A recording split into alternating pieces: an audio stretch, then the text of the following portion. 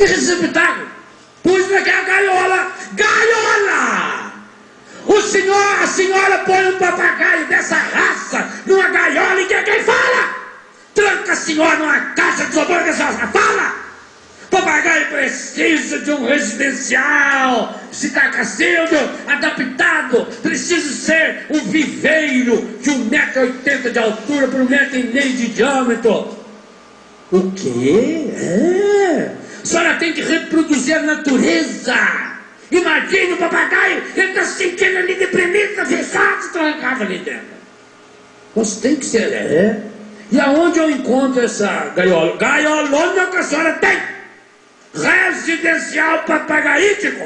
E onde que eu encontro isso? Olha, nós por acaso temos aqui uma promoção e entregamos montado na casa da senhora, revestido em titânio, e o puleiro dele é um puleiro adaptado, é em mogno.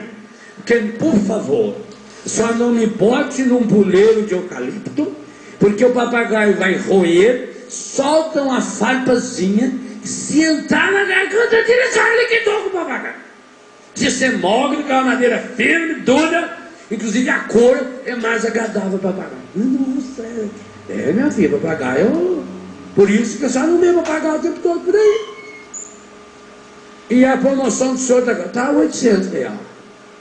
800? Bom, já comprei o papagaio mesmo, agora não vou perder o papagaio. O senhor pode mandar entregar com prazer. Tem mais 40 do carreto, mas a gente também, essas coisas de freguês, etc. Pôs aquela armação na sala.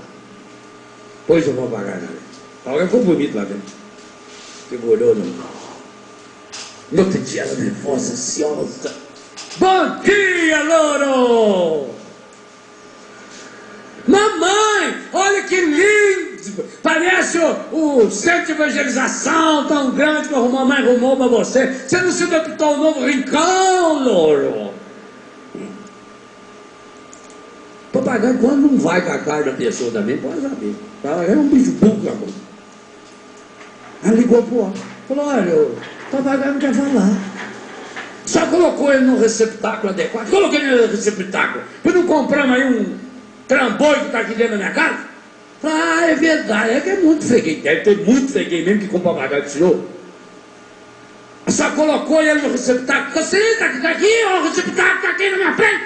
Já não sei como eu não chutei esse receptáculo.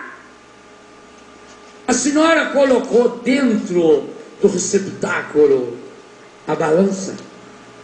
Balança? Isso aqui é papagaio ou é play center?